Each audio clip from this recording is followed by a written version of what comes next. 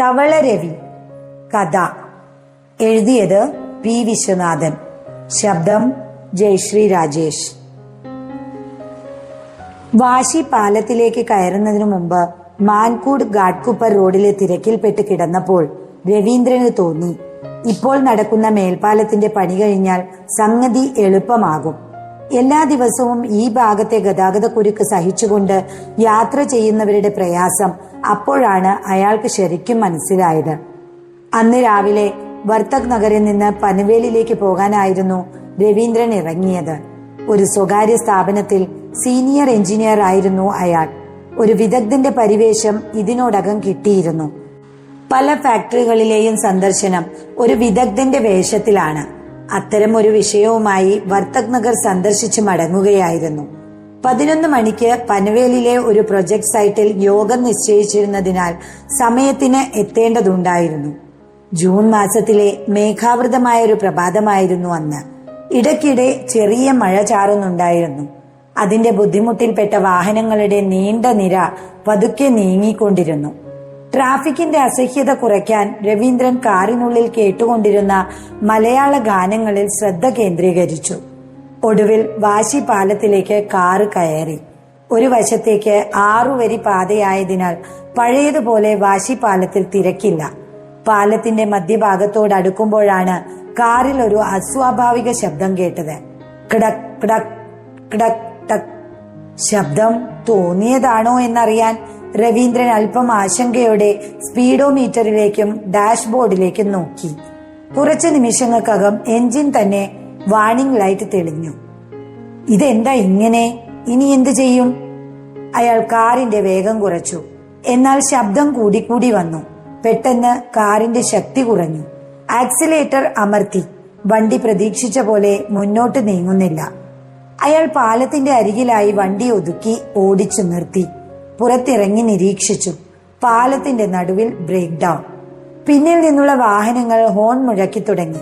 Side മാറ്റി മുന്നോട്ടു പോയി. രവീന്ദ്രൻ ഉടൻ ഹസാർഡ് ലൈറ്റുകൾ ഓണാക്കി. മഴയും ചെറുതായി ശക്തി പ്രാപിച്ചിരുന്നു. കുറച്ചു കഴിഞ്ഞ് ഒരു ട്രാഫിക് പോലീസ് ഉദ്യോഗസ്ഥൻ അടുത്തു വന്നു. സർ, എന്തുപറ്റി? വാഹനം മാറ്റാൻ പറ്റുമോ? സ്റ്റാർട്ട് ആകുന്നില്ല. ഉദ്യോഗസ്ഥൻ തലകുലുക്കി. ശരി, ഇവിടെ നിന്നും മാറ്റണം. ട്രാഫിക് ബുദ്ധിമുട്ടാകും. ടോയിങ് വിളിക്കേണ്ടി വരും.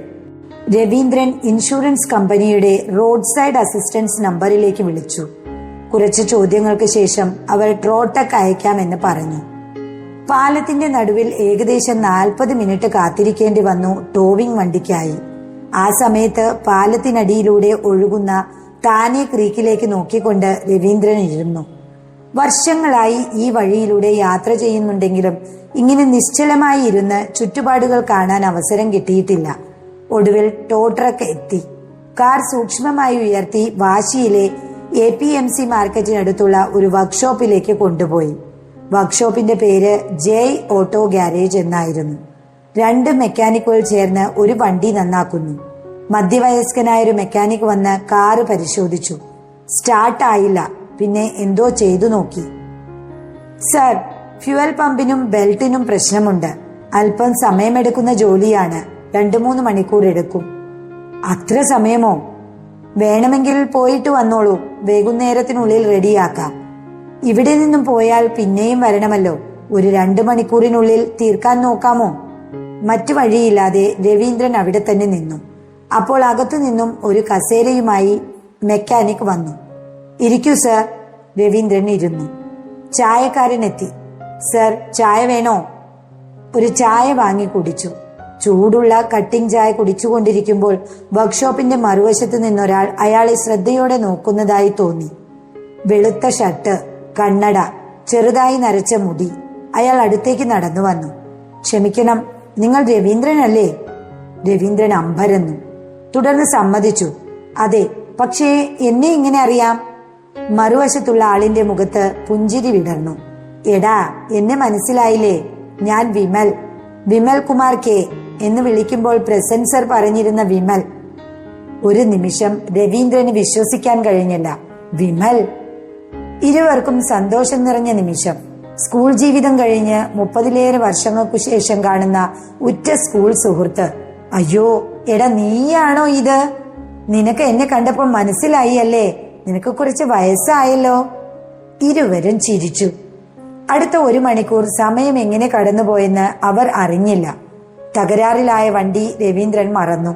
നീണ്ട സംഭാഷണത്തിലേക്ക് കടന്നു. സ്കൂൾ കാലം, അധ്യാപകർ, കളികൾ, പരീക്ഷകൾ, ശിക്ഷകൾ എല്ലാം കഴിഞ്ഞ ദിവസം നടന്നതുപോലെ സംഭാഷണത്തിൽ തിരിച്ചു വന്നു. എടാ, നീ ഓർക്കുന്നോ 8ാം ക്ലാസ്സിൽ സയൻസ് ലാബിലെ തവളയെ പുറത്തുവിട്ട സംഭവം? അതിനുശേഷം തവളരവി എന്ന് വിളിപ്പേരായിരുന്നു നീ അറിയാതെ ഞങ്ങൾ വിളിക്കുന്നത്, വിമൽ പറഞ്ഞു. രവീന്ദ്രൻ പൊട്ടിച്ചിരിച്ചു. നിന്നെ ഓന്ത് എന്ന് വിളിക്കുന്നത് ഞാൻ ഓർക്കുന്നു. അതിന് ഹെഡ്മാസ്റ്റർ മുഴുവൻ ക്ലാസ്സിനെയും അന്ന് ശിക്ഷിച്ചല്ലോ, തവളയുടെ ആന്തരാവയവങ്ങൾ വരപ്പിച്ച്. യഥാർത്ഥ കുറ്റവാളി നമ്മളായിരുന്നു. അതറിയാവുന്ന നമ്മുടെ ബേബിയാണ് നിന്റെ ഇരട്ടപ്പേരിന് പിന്നിൽ. പക്ഷേ നമ്മളെ അവൻ ഒറ്റിയില്ല, നമ്മൾ പിടിക്കപ്പെട്ടില്ല. ഇരുവരും വീണ്ടും ചിരിച്ചു. ബേബി 2 വർഷം മുമ്പേ മരിച്ചുപോയി. ഞാൻ ഒരിക്കൽ കണ്ടിരുന്നു. അന്നവൻ ക്യാൻസറിന് ചികിത്സയ്ക്ക് പോകുന്ന കാര്യം പറഞ്ഞിരുന്നു. പിന്നീട് അവർ സ്കൂൾ വാർഷികാഘോഷങ്ങളെ കുറിച്ച് സംസാരിച്ചു. വാർഷികത്തിന് ഒരുമിച്ച് അവതരിപ്പിച്ച കഥാപ്രസംഗം പ്രസിദ്ധമായിരുന്നു. വിമൽ പറഞ്ഞു, അതെ അതെ, ഓന്ത് പാടും തവള കഥ പറയും എന്നായിരുന്നു സംസാരം. രവീന്ദ്രൻ പറഞ്ഞു ചിരിച്ചു. അല്പം ഉറക്കെ ആയതിനാൽ അവിടെ ഉണ്ടായിരുന്നവരെല്ലാം അവരെ ശ്രദ്ധിച്ചു. ഫുട്ബോൾ മത്സരങ്ങൾ, ലൈബ്രറിയിൽ നിന്ന് പുസ്തകങ്ങൾ എടുത്ത് വായിച്ച ദിവസങ്ങൾ, മഴ പെയ്യുമ്പോൾ ക്ലാസ് ഒഴിവാക്കി കളിസ്ഥലത്തേക്ക് ഓടിയ സംഭവങ്ങൾ, ഓരോ ഓർമ്മയും മനസ്സിൽ പുതിയ ജീവൻ തേടി. നഷ്ടപ്പെട്ട സുന്ദര ദിവസങ്ങൾ ഒന്നും ഇനി ജീവിതത്തിൽ തിരിച്ചു കിട്ടില്ല. സംസാരിച്ച് സമയം കടന്നുപോയത് അറിഞ്ഞില്ല. തുടർന്ന് സംഭാഷണം യഥാർത്ഥ ജീവിതത്തിലേക്ക് നീങ്ങി. ഓന്തിപ്പോൾ എന്താണ് ചെയ്യുന്നത്? രവീന്ദ്രൻ ചോദിച്ചു. ഞാൻ ഒരു ലോജിസ്റ്റിക് കമ്പനിയിൽ ജോലി ചെയ്യുന്നു തവളെ. ഐരോളിയിലാണ് താമസം.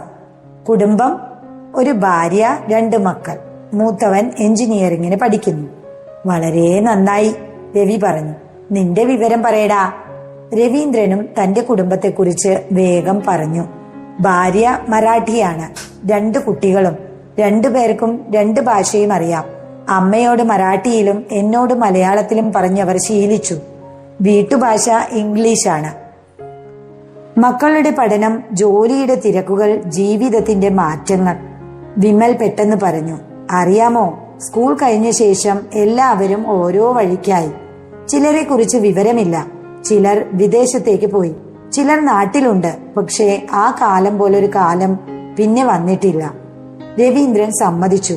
സത്യമാണ്, അന്ന് ഒന്നുമില്ലായിരുന്നു, പക്ഷേ സന്തോഷമുണ്ടായിരുന്നു. വർക്ക്ഷോപ്പിന് പുറത്ത് മഴ വീണ്ടും പെയ്തു തുടങ്ങി. മഴത്തുള്ളികൾ ടിൻ മേൽക്കൂരയിൽ പതിക്കുന്ന ശബ്ദം ഇരുവരുടെയും സംഭാഷണത്തിന് പശ്ചാത്തല സംഗീതമായി. ഇത്തവണ മഴ തകർത്ത് പെയ്തതിനാൽ റോഡിൽ വെള്ളം നിറഞ്ഞു. കുറച്ചു കഴിഞ്ഞ് മെക്കാനിക് എത്തി. സർ, കാർ റെഡിയായി. രവീന്ദ്രൻ എഴുന്നേറ്റു. അയാളുടെ പിറകെ പോയി. കാർ സ്റ്റാർട്ട് ചെയ്തു നോക്കി. വിമലും കൂടെ കൂടി. ഇപ്പോൾ എല്ലാം ശരിയായിരുന്നു. കാർ നന്നാക്കാനുള്ള ചാർജും സ്പെയർ പാർട്സിന്റെ ചിലവും നൽകി രവീന്ദ്രൻ പുറപ്പെടാൻ തയ്യാറായി. വിമലും തന്റെ ബൈക്കിനരികിലേക്ക് നടന്നു. ഇനി നമ്മൾ വീണ്ടും കാണണം, വിമൽ പറഞ്ഞു. തീർച്ചയായും, ഇടയ്ക്കിടയ്ക്ക് എവിടെയെങ്കിലും കൂടാം. ഇരുവരും ഫോൺ നമ്പറുകൾ കൈമാറി. ഒരിക്കൽ കുടുംബസമേതം ഐരോളിയിലേക്ക് വരണം. അടുത്ത ഞായറാഴ്ചയായാൽ വളരെ സന്തോഷം. നീയും കുടുംബസമേതം പനവേലിലേക്ക് വരണം. എന്റെ പുതിയ ഫ്ലാറ്റ് അടുത്ത മാസം കിട്ടും. അതിന്റെ പൂജയ്ക്ക് നിങ്ങളാണ് മുഖ്യ അതിഥികൾ.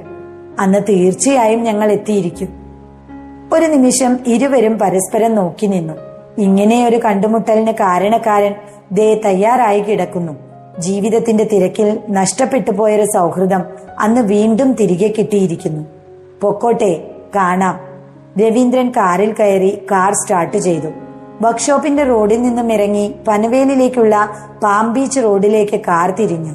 ഉച്ചയായതിനാൽ തിരക്ക് കുറവായിരുന്നു. മഴ മാറിയതിന്റെ മറവിൽ സൂര്യപ്രകാശം മേഘങ്ങൾക്കിടയിലൂടെ പുറത്തുവന്ന് റോഡിൽ വീഴുന്നത് നിരത്തിൽ നിറഭേദങ്ങൾ ഉണ്ടാക്കി. രവീന്ദ്രന്റെ കാറിനെ നെഹ്റൂൾ ജംഗ്ഷനിലെ ചുവപ്പ് സിഗ്നൽ പിടിച്ചു നിർത്തി. അയാൾ സിഗ്നലുകളുടെ നിറമാറ്റം ശ്രദ്ധിച്ച് ട്രാഫിക്കിൽ കിടന്നപ്പോൾ ഓന്ത് ഓർമ്മയിലെത്തി. അന്നൊരു വെള്ളിയാഴ്ചയായിരുന്നു. ഉച്ചയ്ക്ക് നീണ്ട സമയത്തെ ഇടവേള ഉണ്ടായിരുന്നതിനാൽ കുറച്ചു കൂട്ടുകാർക്കൊപ്പം കടൽ കാണാൻ പോയി.